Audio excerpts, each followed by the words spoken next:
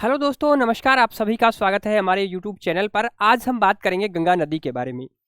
ऐसे ही हम रोज अलग अलग टॉपिक्स पर आप लोगों के लिए वीडियो लेकर आते हैं, जिसमें आज बहुत ही महत्वपूर्ण टॉपिक है।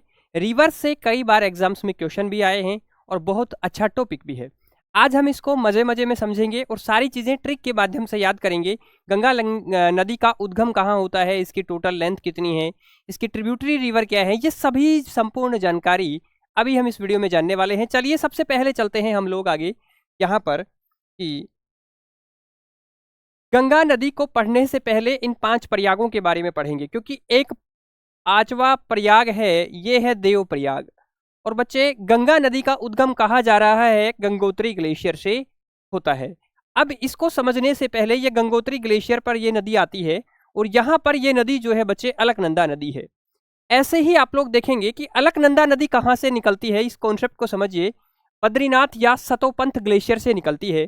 वहां पर इस नदी में विष्णु प्रयाग बनता है, पहला प्रयाग, जहां पर दो नदियां आपस में आकर के मिलती हैं। गंगा और यमुना जहां मिलती हैं वहां प्रयागराज है, यूपी का प्रयागराज या पुराना इलाहाबाद।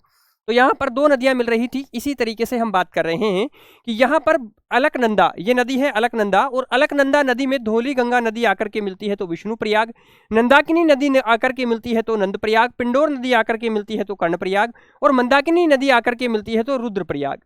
ऐसे ही हम बात कर रहे हैं बच्चे कि यहाँ जब गंगा और अलकनंदा नदी आपस में मिलती हैं वहां पर है देवप्रयाग, और देवप्रयाग से पहले गंगा नदी को भागीरथी के नाम से जाना जाता है, और देवप्रयाग के बाद में इसका मूल नाम जो है गंगा होता है। अब हम गंगा के बारे में पढ़ेंगे कि गंगा नदी की कुल लंबाई कितनी है, गंगा नदी का उद्गम स्थल कहाँ पर है, ये सारी चीजें जानते हैं।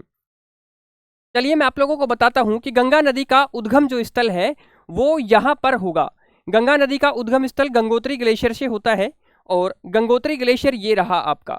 ये गंगोत्री ग्लेशियर आपका गोमुख के निकट है, गोमुख के निकट यहाँ पर है, गोमुख के निकट। और बच्चे यहाँ पर डिस्ट्रिक्ट पूछा हुआ है, आपको पता है ये उत्तराखंड में है, लेकिन उत्तराखंड का जिला है उत्तरकाशी।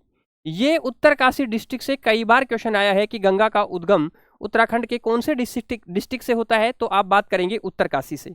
चलिए मैं इसके बारे में बात करता हूं, उससे पहले आपको यह बताता हूं कि गंगा की कुल लंबाई यहाँ गंगोत्री ग्लेशियर से, जहां से गंगा ओरिजिन होती है गोमुख से, वहां से लेकर के और भारत ही नहीं यहाँ तक नेपाल तक 2525 किलोमीटर है। एक तरीके से बांग्लादेश तक ज़्यादा ही है।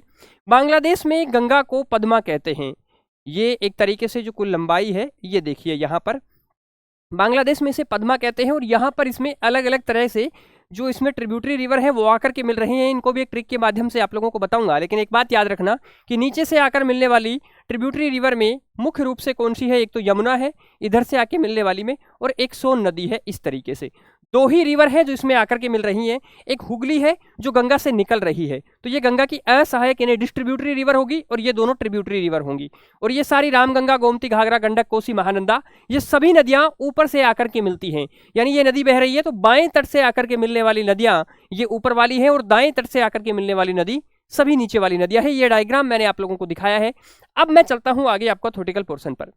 ये भी मैंने बताया है आप लोगों को कि इसका उद्गम कहाँ है बच्चे। इसका उद्गम है उत्तराखंड, जिला उत्तरकाशी, डिस्ट्रिक्ट उत्तरकाशी है।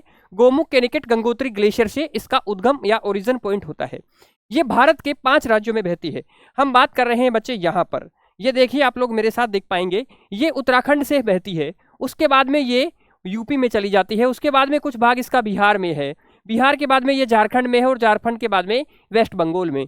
इस तरीके से गंगा नदी भारत के 5 राज्यों में बहती है, और ये कई बार ये क्वेश्चन पूछा हुआ है एग्जाम में। इसमें सबसे कम झारखंड में बहती है गंगा नदी, और उसके बाद में बात करूं वेस्ट बंगाल में नहीं, सॉरी यूपी में सबसे ज्यादा बहती है। इसकी मैक्सिमम लेंथ जो 2525 किलोमीटर गंगा की लेंथ है बच्चे, इसमें से 2525 में से सबसे ज़्यादा यूपी में है, और सबसे कम, बहुत कम हिस्सा है जो कि झारखंड में बहता है। इस तरीके से ये कह रहा है कंट्री, भारत और बांग्लादेश 2 ही राज्यों में बहती है, बांग्लादेश में 2 ही देशों में बहती है। बांग्लादेश में इसे पद्मा के नाम से जाना जाता है। हरिद्वार से गंगा मैदानों में बहना शुरू कर देती है, और गंगा की बाएं तट की नदियों की अगर ट्रिक है तो मैं आप लोगों को याद करवा रहा हूँ। राम गंगा एक महिला थी, राम गंगा की गोमती, राम गंगा की बेटी थी गोमती, उसने घाघरा अधोवस्त्र होता है जो राजस्थान में महिलाओं के द्वारा नीचे पहना जाता है, जिसे घाघरा कहते हैं, आप लोग भी जानते होंगे। और उसे गंडक, गंडक का मतलब होता है कुत्ता देसी भाषा के अंदर, और कोसी मतलब खोसकर भाग जाना। राम गंगा की बेटी गोमती के घाघरे को गंडक यानी कुत्ता खोस करके भाग गया कहाँ? महानंदा में। तो राम गंगा की गोमती के घाघरे को गंडक खोस कर महानंदा में भाग गया। और मैंने आप लोगों को ये बताया था अभी आप लोगों को कि यमुना और सोन जो ऐसी नदियां हैं जो उत्तर दिशा से आकर के मिल रही हैं, यानी नीचे से आकर के इसमें मिल रही हैं। बच्चे एक घाघरा नदी का कलर है और एक करनाली नदी का कलर है, एक ही है। घाघरा नदी की ट्रिब्यूटरी रिवर है करनाली, जो कि नेपाल की सबसे लंबी नदी है। कितना बढ़िया सवाल है कि नेपाल की सबसे लंबी नदी कौन सी है बच्चे? करनाली, जो कि भारत की ही घाघरा नदी का जो गंगा की ट्रिब्यूटरी है उसका सहायक रिवर है। चलिए ये सारी बातें आप लोगों को कवर हो गई होंगी। इसके बाद में बात करते हैं गंगा की ट्रिब्यूटरी रिवर्स का कॉन्फ्लुएंस यानी संगम स्थल क्या होगा। रामगंगा कन्नौज में आकर के गंगा से मिलती है और रामगंगा का उद्गम भी आप लोग देख लेंगे पौड़ी गढ़वाल से होता है। पौड़ी गढ़वाल डिस्ट्रिक्ट है उत्तराखंड के अंदर ही। ऐसे ही बात करते हैं यमुना। यमुना प्रयागराज में आकर के गंगा में मिलती है। गोमती नदी गाजीपुर में आकर के मिलती है। घाघरा नदी छपरा में आकर के मिलती है। कोसी नदी भागलपुर में और सोन नदी पटना में। इसी तरीके से ये सारी नदियां आकर के राम गंगा की गोमती के घाघरे को गंडक खोसकर महानंदा में भाग गया, ये सारी हैं। और सोन और यमुना नीचे से आकर के मिलती हैं। तो ये ट्रिब्यूटरी रिवर भी आपको याद हो गई, टोटल लेंथ भी याद हो गई होगी। ओरिजिन पॉइंट हमेशा याद रखना है उत्तरकाशी डिस्ट्रिक्ट। आप लोगों को मुझे पता है आप गंगा का भूल ही नहीं सकते हैं। क्यों? क्योंकि गंगोत्री और गंगोत्री ग्लेशियर के निकट गोमुख से होता है, लेकिन उत्तराखंड इसका स्टेट है, लेकिन उत्तरकाशी किसी को नहीं पता है। ये बात आप लोग याद कर लेना, एग्जाम में यही पूछ रहा है आजकल। चलिए उसके बाद में बात करते हैं हम लोग गंगा को राष्ट्रीय नदी, नेशनल रिवर का दर्जा जो है गंगा को 4 नवंबर 2008 को दिया गया था। और गंगा नदी में पाए जाने वाला एक जलीय जीव है, एक तरीके से एक्वेटिक जो है वो है गंगा नदी डॉल्फिन। इसका नाम है बच्चे प्लाटनिस्टा गंगेटिका। प्लेटनिस्टा गंगेटिका इसका वैज्ञानिक नाम है। और इसे क्या कहते हैं? गंगा नदी की डॉल्फिन या गांगेय सूई भी कई बार आप लोगों को दिख रहा होगा हिंदी में। आपने गांगेय सूई जो आपको दिख जाता होगा, ये वाला भी। तो ये नेशनल रिवर का दर्जा मिला और ये यहाँ पर 2009 में गंगा नदी में पाए जाने वाली डॉल्फिन को गंगेज डॉल्फिन कहते हैं। और बच्चे इसे वर्ष 2009 में राष्ट्रीय जलीय जीव का दर्जा दिया गया।